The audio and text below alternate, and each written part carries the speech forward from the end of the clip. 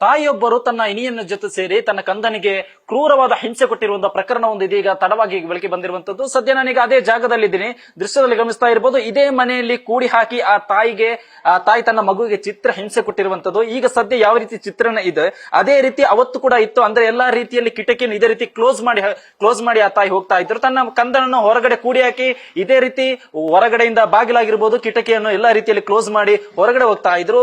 ಮಗುವಿಗೆ ಅನ್ನ ನೀರು ಕೊಡದೆ ಕೂಡ ಹಿಂಸೆ ಮಾಡಿರುವಂತದ್ದು. ಈ ಬಗ್ಗೆ ಆ ತಾಯಿಯನ್ನು ಪ್ರಶ್ನೆ ಮಾಡಿದ ಸಂದರ್ಭದಲ್ಲಿ ಒಂದೊಂದು ರೀತಿಯ ಹೇಳಿಕೆ ಕೊಟ್ಟಿರುವಂತದ್ದು. ಇಲ್ಲಿ ಮುಖ್ಯವಾಗಿ ಒಂದಷ್ಟು ವಿಚಾರವನ್ನು ನಾವು ಗಮನಿಸಲೇಬೇಕಾಗುತ್ತೆ. ತನ್ನ ಸ್ನೇಹಿತನ ಜೊತೆ ಸೇರಿ ಆ ತಾಯಿ ಏನಿದ್ದಾರೆ ತನ್ನ ಮಗುವಿಗೆ ಚಿತ್ರ ಹಿಂಸೆ ಕೊಟ್ಟಿರುವಂತದ್ದು, ಅನ್ನ ನೀರು ಕೂಡ ಕೊಡದೆ ಹಿಂಸೆ ಮಾಡಿರುವಂತದ್ದು. ಯಾವಾಗ ಹಸಿವು ತಾರಲಾಗದ ಆ ಮಗು ಹೊರಬಂತು ಅದ ನಂತರ ಈ ಪ್ರಕರಣ ಹೊರಬರುತ್ತೆ. ಒಂದು ದಿನ 2 ವಾರದ ಹಿಂದೆ ಆ ಮಗು ತುಂಬಾ ಹಸಿದಾಗ ಹೊರಗಡೆ ಬಂದು ಪಕ್ಕದಲ್ಲಿದೆ ನನಗೆ ಅನ್ನ ಹಾಕಿ ಅಂತ ಒಂದು ಬೇಡಿಕೊಳ್ಳುತ್ತೆ. ಈ ಸಂದರ್ಭದಲ್ಲಿ ಯಾಕೆ ನಿಮ್ಮ ತಾಯಿ ಊಟ ಹಾಕಲು ಒಂದು ಪ್ರಶ್ನೆ ಮಾಡಿದಾಗ ಈ ಒಂದು ಪ್ರಕರಣ ಹೊರಬಂದಿರುವಂತದ್ದು. ಸದ್ಯ ಆ ತಾಯಿಯನ್ನು ಕೂಡ ಪ್ರಶ್ನೆ ಮಾಡುವ ಸದ್ಯ ಆ ಮಗುವನ್ನು ಇದೀಗ CWC ಅವರು ತಮ್ಮ ವಶಕ್ಕೆ ತೆಗೆದುಕೊಂಡು ರಕ್ಷಣೆ ಮಾಡುವಂತ ಕೆಲಸ ಕೂಡ ಆಗಿದೆ. ಎಲ್ಲಾ ರೀತಿ ಕೌನ್ಸಿಲಿಂಗ್ ಕೂಡ ಮಾಡಲಾಗಿದೆ. ಕೌನ್ಸಿಲಿಂಗ್ ಸಂದರ್ಭದಲ್ಲಿ ಕೂಡ ನಾ ಯಾವುದೇ ಕಾರಣ ಕೂಡ ಮತ್ತೆ ಆ ಮನೆ ಹೋಗಲ್ಲ, ಆ ತಾಯಿ ಜೊತೆ ಹೋಗಲ್ಲ ಅನ್ನೋ ಮಾತನ್ನು ಅಲ್ಲಿ CWC ಸಿಬ್ಬಂದಿ ಮುಂದೆ ಆ ಮಗು ಹೇಳಿರುವಂತದ್ದು. ಸದ್ಯ ಆ ಮಗು ಈಗ CWC ವಶದಲ್ಲಿದ್ದು ಎಲ್ಲ ರೀತಿಯ ರಕ್ಷಣೆ ಕೂಡ ಮಾಡಲಾಗಿದ್ದು, ಅದರ ಜೊತೆಗೆ ಎಲ್ಲ ರೀತಿಯ ಕೌನ್ಸಿಲಿಂಗ್ ಕೂಡ ಮಾಡಲಾಗಿದೆ. ಈ ಒಂದು ಪ್ರಕರಣ ಸಂಬಂಧಪಟ್ಟಂತೆ ಸ್ಥಳೀಯರನ್ನು ಮಾತನಾಡಿಸುವ ಒಂದು ಪ್ರಯತ್ನ ಕೂಡ ಮಾಡ್ತೀನಿ. ಮೇಡಮ್, ನೀವು ನೋಡ್ದಂಗೆ ಇಲ್ಲಿ ಆ ರೀತಿ ನಿಮ್ ಗಮನಕ್ಕೆ ಯಾವಾಗ ಬಂತು ಮೇಡಮ್? ನಾವಿಲ್ಲೇ ಎದುರುಗಡೆನೆ ಇರೋದು. ಆ ಹುಡುಗ ಯಾವಾಗ್ಲೂ ಅಳೋದು. ನಾವ್ ಕೆಲಸದಿಂದ ಬಂದಾಗ ಹುಡುಗ ನೋಡ್ಕೊಂಡು ಹೋಗಿವು. ಆಮೇಲೆ ಒಂದ್ ದಿವಸ ನೀರ್ ಇರ್ಲಿಲ್ಲ, ಆಂಟಿ ನೀರ್ ಕೊಡಿ ಅಂತ. ಆಮೇಲೆ ಅವ್ರ ಮೇಗಡೆ ಬಂದು ಹುಡುಗಿ ನೀರ್ ಕೊಟ್ಟಿತ್ತು.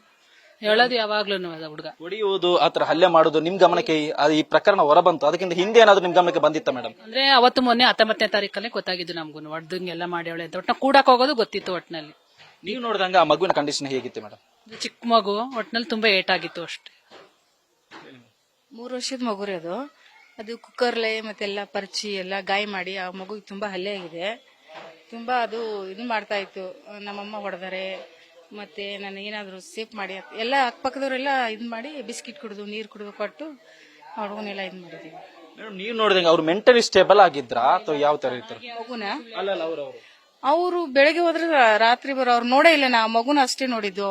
ಕಿಟಕಿ ಡೋರ್ ಓಪನ್ ಮಾಡಿದಾಗ ಆ ಯಮ್ಮನ ನಾವು ಸರಿಯಾಗಿ ನೋಡೇ ಇಲ್ಲ. ಮಗುನೇ ಓಪನ್ ಮಾಡಿದಾಗ ಅದು ಊಟ ಕೊಟ್ಟಾಗ ಇದ್ ಮಾಡಿದಾಗ ಅಷ್ಟೇ ನೋಡಿದ್ವಿ ನಾವು. ಈ ಒಂದು ಪ್ರಕರಣಕ್ಕೆ ಸಂಬಂಧಪಟ್ಟ ಆ ತಾಯಿಯನ್ನು ಪ್ರಶ್ನೆ ಮಾಡಿದ ಸಂದರ್ಭದಲ್ಲಿ ಒಂದು ರೀತಿಯ ಮೆಂಟಲಿ ಸ್ಟೇಬಲ್ ಇಲ್ಲದ ರೀತಿಯಲ್ಲಿ ಮಾತನಾಡಿದ್ರು. ಬಟ್ ಇಲ್ಲಿ ಒಂದಷ್ಟು ಪ್ರಶ್ನೆ ಕೂಡ ಮೂಡುತ್ತೆ. ಯಾಕಂದ್ರೆ ಮೆಂಟಲಿ ಸ್ಟೇಬಲ್ ಇಲ್ಲದಿದ್ರೆ ಹೆಚ್ಚಾಗಿ ಕೆಲಸ ಮಾಡಲು ಸಾಧ್ಯ ಅನ್ನೋ ಪ್ರಶ್ನೆ ಕೂಡ ಮೂಡುತ್ತೆ. ಆ ತಾಯಿ ಎಲ್ಲಾ ರೀತಿ ಆರೋಗ್ಯವಾಗಿ ಇದ್ರೂ ಕೂಡ ತನ್ನ ಮಗುವಿಗೆ ಹಲ್ಲೆ ಮಾಡಿದ ಆರೋಪ ಬಂದಾಗ ಎಲ್ಲೋ ಒಂದು ಕಡೆ ಮೆಂಟಲಿ ಸ್ಟೆಬಿಲಿಟಿ ಬಗ್ಗೆ ಮಾತನಾಡ್ತಿರುವಂತದ್ದು. ಅದರ ಜೊತೆಗೆ ಆ ತಾಯಿಯ ಸ್ನೇಹಿತ ಏನಿದ್ದಾನೆ ಆತ ಕೂಡ ಒಂದು ದೊಡ್ಡವಾದ ಕಾಯಿಲೆಯಿಂದ ಬಳಲುತ್ತಿದ್ದ ಅನ್ನೋ ಮಾತು ಕೂಡ ಇದೆ.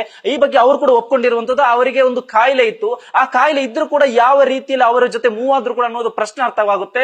ಯಾಕಂದ್ರೆ ಆ ಒಂದು ಕಾಯಿಲೆ ಬಂದ ಸಂದರ್ಭದಲ್ಲಿ ಜನರು ಕೂಡ ಅಂತವರ ಜೊತೆ ಸೇರಲು ಒಂದು ರೀತಿಯ ಭಯ ಪಡ್ತಾರೆ. ಆದ್ರೂ ಕೂಡ ಈ ತಾಯಿ ಅಷ್ಟು ಆ ವಿಚಾರ ಗೊತ್ತಿದ್ರು ಕೂಡ ಯಾವ ರೀತಿಯಲ್ಲಿ ರಿಲೇಶನ್ಶಿಪ್ ಮುಂದುವರಿಸಿದ್ರು ಕೂಡ ಅನ್ನೋದು ಇಲ್ಲಿ ಪ್ರಶ್ನಾರ್ಥವಾಗಿರುವಂತದ್ದು. ಕ್ಯಾಮರಾ ಪರ್ಸನ್ ಮಂಜುನಾಥ್ ಜೊತೆ ಸತ್ತಾರ್, ನ್ಯೂಸ್ ಫಸ್ಟ್, ಬೆಂಗಳೂರು.